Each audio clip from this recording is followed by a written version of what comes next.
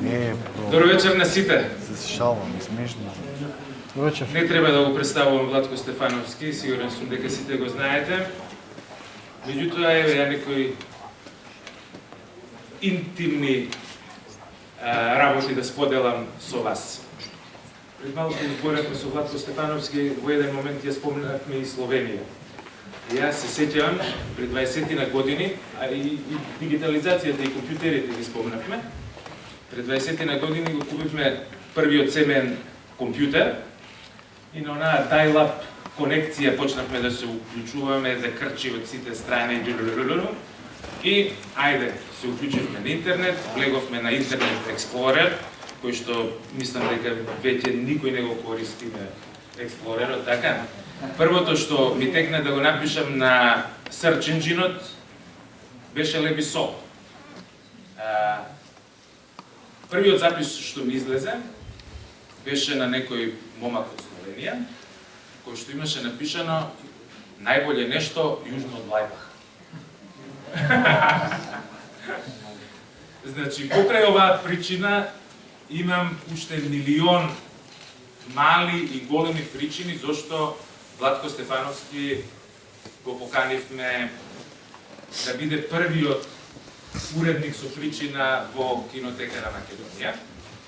Не знам, концертите на Владко, представите кои што ги правеше у Драмски театар, концертите у Драмски театар, Акустична траума беше албумот, така? Така. Не знам, се сеќавам на маицата клеш што ја носеше.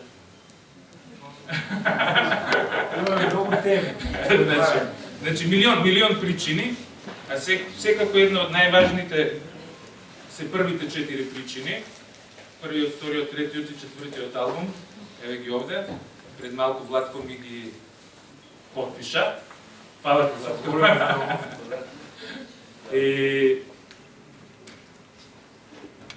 Толку од мене, ајде малку Владко да каже за изборот на неговите 3 филмови. Добро вечер. Добро вечер и од мене. Драго ми е што Кинотеката на Македонија ме покани евака да бидам уредник со причина. Малку изоштри го овој звук, да молам. И да одберам филмови кои евентуално публиката ќе ги гледа. Се е достапно во моментов, секој може да од своите компјутери да побара било кој филм и за џабе да го добие. Меѓутоа, филмот гледам во киносала има, се разбира, свој шарм и свој квалитет и никогаш филмовите што ги имаме на DVD и дома и што ги гледаме на компјутери, на мобилен телефон, го нема тој ефект кога споредено со она кога ги гледаме во кино. И неверојатно е тоа, јас се сеќавам на сите филмови што сум ги гледал во кино, а сум ги заборил сите што сум ги гледал на компјутер или на телевизор. Сите, нити им го знам името, ни презимето, ни режисерот, ништо. А кога сум одел во кино, сум ги запамтил тие филмови. Знам точно какво било времето надвор кога сум одел во кино и дали било дождливо или снег паѓал или било сончево или било лето и така натаму. Би сакал нешто да ви кажам за вечерашниот филм кој наистина ме фасцинира кога го гледав. Паоло Сорентино, Ла Гранде Белеца или Големата убавина. Тоа е во моментов за мене представува најдобриот европски, тој човек е за мене најдобриот европски режисер во моментов. Затоа што е најактивен, најдрзок, најличен, најсвој, најмногу свој и прилично вешто се носи и се бори и со критиките и со признанијата. Имав неверојатна можност да го сретнам, затоа што во јануари месец бев гостин на Кустендорф фестивалот во Мокра Гора што Емир Кустурица го прави и оваа година има омаж на филмовите на Паоло Сорентино. И кога стигнав на Кустендорф, сватив дека саат време пред да стигнам јас, него го однеле на аеродром Белград да се врати дома. Многу ми е жал што не го сретнав, ама пуштам поздрави по некои негови соработници кои ги запознавам во меѓувреме. Пуштам поздрави и честитки за неговите уметнички дострели. Зошто мислам дека е тој филм еден од најдобрите снимени во последно време? Затоа што не е блокбастер, затоа што нема ни една експлозија во филмот, затоа што нема ни една тепачка, нема ни една сцена на насилство. Ја не можам, верувајте, веќе не можам да вчера имаше еден филм на Телма, еден од тие блокбастери холивудски со многу убава екипа, ама ја не можам да гледам толку тепање, и толку насилство, и толку агресија, и толку експлицитни сцени, и толку не можам, мислам дека целата публика е малку презаситена од тоа, имајќи во предвид дека сите сцени и сите филмови со многу насилство во исто време и инспирираат насилство кое се случува во нашиот реален и објективен живот. La Grande Bellezza се занимава со некои многу суптилни состојби на градот во кој се случува филмот, за Рим, тоа друштво на високото друштво или високата класа, интелектуална или средно високата класа, во која нашиот лик Джеб Гамбартела упаѓа и во која го живее добар дел од својот живот. Значи, се работи за еден новинар и писател, кој брилијантно, by the way, го глуми Тони Сервилјо, гениалниот лик, главниот лик во филмот. Човек што напишал книга на 25-6 години, многу успешна му била книгата и веќе остатокот од животот не пишува ништо.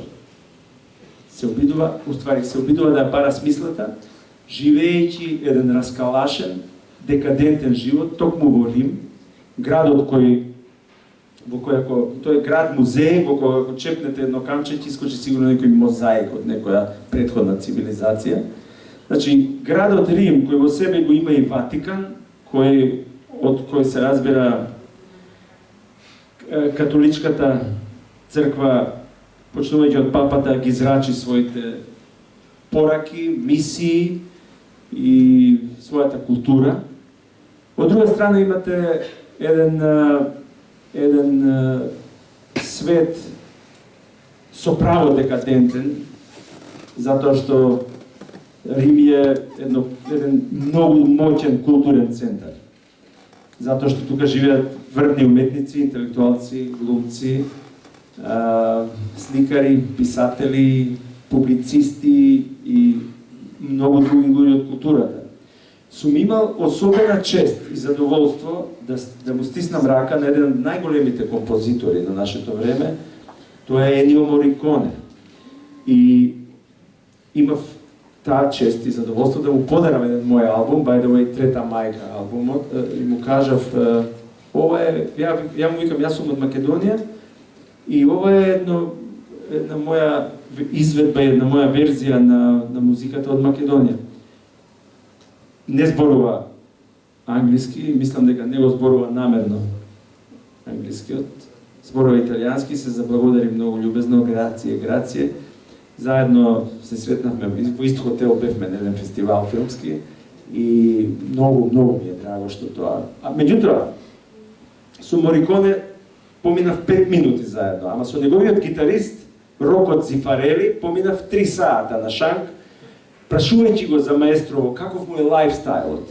И он ми вика, маестро живее во центар на Рим, во огромен апартман од 300 квадрати, каде што има уметност до уметност. Значи има слики, па има скулптури, па има книги, па има монографии, цртежи, ноти, партитури. Огромен клавир, веројатно некоја справа за снимање музика. Меѓутоа, сега зашто се фатив за Мориконе, ме однесе патот, значи, замислувајќи го станот каде што живее Енио Мориконе, го замислувам и животниот стил на таа висока класа која живее во Рим, која е прикажана во овој филм на некој начин. Една декадентна, хедонистичка каста, да ја наречам, која ја бара смислата на животот во бескрајните ноќи поминати во забава. Инаку, зашто ги одбрав ја овие 5 филма, од кои некои се прикажани, а некои не? Мене ми е многу важно како режисерот ја користи музиката. Верувајте, да ако седам во кујна и ако правам кафе, и ако почне некој филм на телевизија, Кога ја чујам музиката, одма знам дали се работи за врвен филм, или за средно буџетен филм, или за, што знам, или за некој Б продукција, или С или Д продукција филм. Само по музиката. Безпрекорно е одбрана музиката во овој филм. Ќе го слушнеме хорот од Торино, ќе слушнеме симфонија број 3 од Горецки, ќе ги слушнеме Кронос квартет, ќе слушнеме и некои диско хитови, ќе слушнеме Рафаела Кара. Ја не секам и нити па можам да ви го прераскажам филмот. Сигурен сум дека ако некој ви го понуди ова сценарио да го прочитате, ќе речете ова е досадно. И ќе речете овој филм не е интересен. Овој филм е прашање дали воопшто има филм во ова сценарио. Меѓутоа, кај лежи мајсторството на големите режисери? Големите режисери не раскажуваат, тие прикажуваат, односно покажуваат. Романсиерите, пишувајќи книги, раскажуваат, а големите режисери на платно покажуваат. И тоа големите мајстори стварно знаат да го направат брилијантно. На почетокот на филмот еден јапански турист или кинески турист колабира. Значи, Рим е како култура, за среќа сум бил неколку пати во Рим и сум свирал во музејот Капитолини, еден музеј кај што има натрупана уметност, претрупана. А сум имал среќа 2 пати да одам во Ватикан и да ја гледам збирката ватиканска, која е и претрупана со уметност, без цена. Не можете да скажете колку кошта, колку чинат тие артефакти кои ги изработиле Микеланджело и Леонардо, и тоа се работи кои немаат цена. Значи, јас сум голем фан на тој град и инаку прегледав неколку интервјуи на Сорентино пред да дојдам овде, мислам неколку дена наназад. Знам дека не сакаат да го почитува бескрајно Фелини, не сакаат да го споредуваат со Фелини, не сакаат да го споредуваат. Тоа е новиот Фелини, тоа е новиот читач на современата Италија или на современиот Рим. Тој не се бави со Италија, а се бави со Рим како феномен, како град феномен со многу слоеви. Од оние хомлеси кои ќе ги сретнете на железничката станица и тој еден полусвет кој тамо гравитира, па се до највисоката класа која веќе не знае што да направи за да се забавува. Инаку нашиот лик од филмот ќе напуни 65 години и ќе се праша што тоа ја правев во мојот живот. Во потрага по големата убавина ќе се врати во својот пубертет и првиот бакнеж или првата девојка ќе свати дека му е тоа големата убавина. Не сакам ништо да ви понатаму да ви зборувам. Мислам дека ќе уживате во овој навистина голем филм кој не за џабе доби Оскар. Инаку слушнав дека Сорентино е доста незгоден соработник, дека знае да биде доста циничен, груб, саркастичен, нетактичен. Дознав нешто за него. Ама тоа е веројатно одлика на гениалните луѓе. Немаат време за губење, па немаат ни време за објаснување. Се борат тоа што се борат да ја остварат својата визија. Ете, ви кажав збор 2 за овој филм, мислам дека ќе уживате во проекцијата и ви посакувам добро здравје и гледате добри филмови и слушате добра музика. Од мене.